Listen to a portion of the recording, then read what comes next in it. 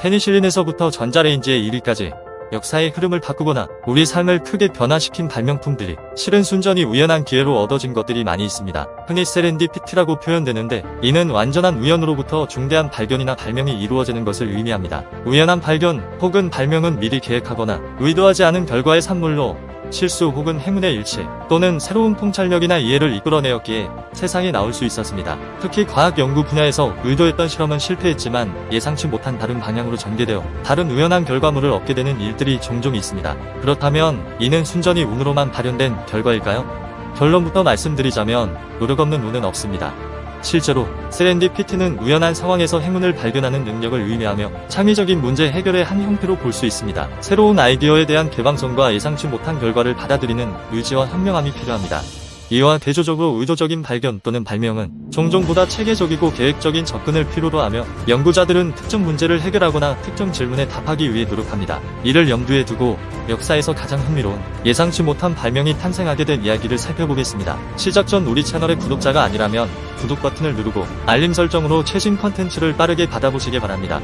그럼 시작해보죠. 세렌디피티의 뿌리가 된 세렌디프의 새 왕자 이야기. 세렌디피티라는 단어는 18세기 영국의 정치인이자 문필가인 호레이스 월콜이 1754년 처음 만들어 사용한 것으로 알려져 있습니다.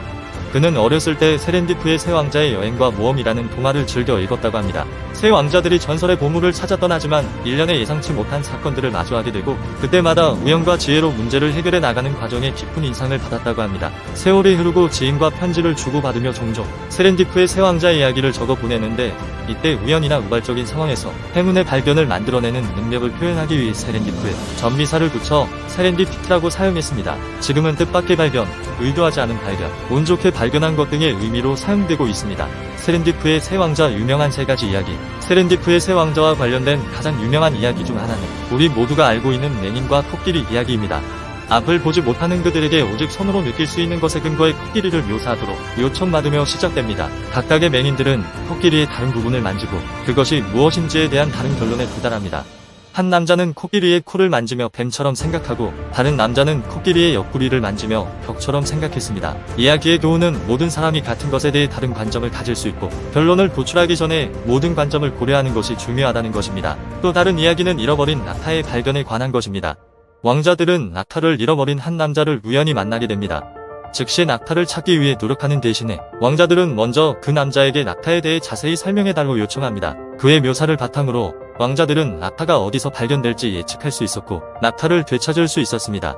이 이야기는 사용 가능한 정보를 기반으로 추측을 할 수 있는 능력뿐만 아니라 세심한 관찰과 세부 사항에 대한 관심의 중요성을 강조합니다. 마지막으로 잃어버린 반지에 관한 이야기가 있습니다. 한 여성이 귀중한 반지를 잃어버렸고 그녀의 하인 중 한 명이 반지를 훔쳤다고 의심하고 있는 상황입니다. 왕자들은 그 미스테리를 푸는 것을 돕기 위해 불려지고 즉시 하인들 중 한 명을 비난하는 대신 그들은 용의선상에 있는 하인들을 주의 깊게 관찰했습니다. 그러던 중 하인 한 명이 과도하게 땀을 흘리고 있다는 것을 알아차립니다. 이 관찰을 바탕으로 왕자들은 하인이 그의 터번에 반지를 숨겼는지 판단할 수 있었고 반지를 되찾을 수 있었습니다.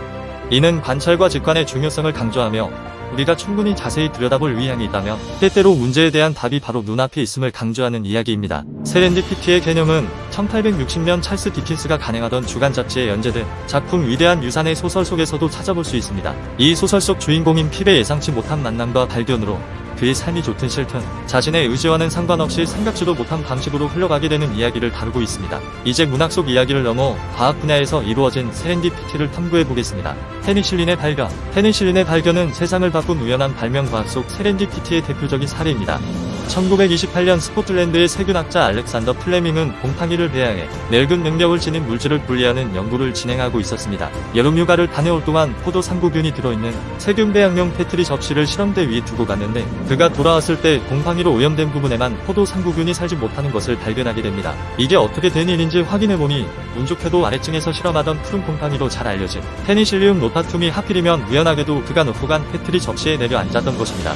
그리고 추가 연구를 통해 푸른 곰팡이로부터 페니실린을 분리해냈고 포도 상구균뿐 아니라 연쇄상구균, 내만명균, 인질균, 디프테리아균 등의 항균 효과가 있다는 것을 밝혀내게 됩니다. 이후 인체 실험을 통해 페니실린의 효과를 입증하고 대량 생산할 수 있게 된 것은 10년 뒤인 하워드 플로리와 언스트 카인이라는 두 과학자 덕분입니다. 닭이 먼저냐 달걀이 먼저냐처럼 누구에게 공이 있느냐 문제가 있습니다. 하지만 이 우연한 발견은 세계 최초의 항생제인 페니실린의 개발로 이어져 무수히 많은 생명을 구하고 의학혁명을 일으켰다는 건 변함이 없습니다. 전자레인지의 발명. 1945년 레이시온 기술연구소에서 근무하던 엔지니어 퍼시 스펜서는 자기 진공관인 마그네트론 실험 중 그의 주머니에 넣어둔 캔디바가 녹아내린 것을 발견하게 됩니다. 호기심이 생긴 그는 팝콘으로 같은 실험을 해보고 그 알맹이들이 터져나오는 것을 확인하게 됩니다. 흥미를 느낀 스펜서는 다른 음식들을 연달아 실험하기 시작했고 전자파에 노출되면 뜨거워진다는 것을 발견했습니다. 이 우연한 발견으로 인해 우리가 요리하고 식사하는 방식을 획기적으로 바꾼 유비쿼터스 가전인 전자레인지가 탄생하게 된 것입니다. 슈퍼글루의 발명. 1942년 과학자 해리 쿠버는 미국 실리콘 계열 산업체에서 투명한 군용 플라스틱 조준경 개발 프로젝트를 진행하고 있었습니다. 하지만 그는 이 과정에서 연구하고 있던 물질인 시아노 아크릴레이트가 믿을 수 없을 정도로 끈적이고 다루기 어렵다는 것을 발견하게 됩니다. 결국 쿠버는 그 물질의 끈적임의 특성을 장점으로 전환해 이용할 수 있음을 깨닫고 우리가 현재 사용하고 있는 슈퍼글루를 개발하게 되었습니다. 엑스레이의 발견. 엑스레이는 1895년 독일 물리학자 윌헬름 콘라드 렌트겐이 우연히도 이 현상을 발견하며 시작되었습니다. 렌트겐은 음극성관을 사용하여 작업을 하던 중 직접적으로 선의 경로에 있지 않았음에도 인근 스크린이 빛나는 것을 알아차리게 됩니다. 그는 곧 이 관이 새로운 종류의 방사선을 방출한다는 것을 깨달았으며 이를 X선이라 이름 붙였습니다. 포스트잇의 발명. 1968년 과학자인 스펜서 실버는 항공우주 산업에서 사용하기 위한 초강력 접착제를 개발하려고 노력했습니다. 그러나 그의 실험에서는 아무런 실용적인 용도가 없는 것처럼 보이는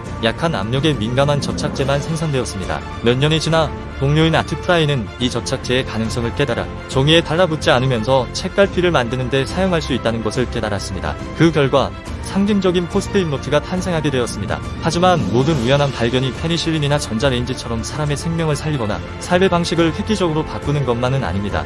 때로는 단순한 실수에서 예기치 않은 발명이 생겨날 때도 있습니다. 실리 포티의 발견. 1943년 제너럴 일렉트릭에서 일하는 엔지니어 제임스 라이트는 제2차 세계대전 미국의 전시물자관리위원회의 요청으로 합성 고무를 개발하기 위해 노력하고 있었습니다. 그는 붕산과 실리콘 오일을 함께 섞다가 우연히 튕겨주고 늘어날 수 있는 끈적끈적한 물질을 만들었습니다. 라이트가 만들어낸 합성 고무는 전시물자관리위원회가 생각했던 분수용품과는 차이가 멀었습니다. 하지만 그는 재미있는 물질인 것만은 분명하다 여겨 너트 퍼큐라 불렀고 한동안 빛을 보지 못하다 장난감 가게 주인이자 광고 카피라이터였던 폴 호지슨이 지위에서 한 방울을 $147에 사들이며 역사가 시작됩니다. 이후 플라잉 러버 혹은 플러버라는 이름으로 전 세계 어린이들의 사랑을 받게 됩니다. 실리 포티의 발명은 어떤 생명도 구하지 못했지만 수세대의 어린이들에게 재미와 오락의 시간을 제공했습니다. 마이크로칩, 팩맨, 그리고 디스토션, 세렌디피티. 우연한 발견과 예상치 못한 발명품은 기술 분야에서도 중요한 영향을 끼칩니다. 1960년대 인텔의 공동 창업자 로버트 노이스는 작은 실리콘 조각을 우연히 떨어뜨렸고 그것이 전류의 흐름을 만들어냈다는 것을 발견했습니다. 이 우연한 발견은 지금까지 모든 최신 전자기기의 기반이 되는 마이크로칩 개발로 이어졌습니다. 엔터테인먼트 분야에서도 우연한 발견과 예상치 못한 발명품은 대중문화 역사에서 가장 상징적인 순간들 중 일부를 만들어냈습니다. 1980년대 초 팩맨 디자이너인 이와타니 토루는 피자를 먹고 남은 조각을 보며 게임의 상징적인 캐릭터를 창조하는 깨달음을 얻었습니다. 음악 분야에서는 로큰롤을 대표하는 왜곡된 기타 사운드인 디스토션은 이웃을 방해하지 않기 위해 기타리스트인 링그 레이가 자신의 앰프 스피커에 구멍을 뚫으면서 우연히 만들어진 것입니다.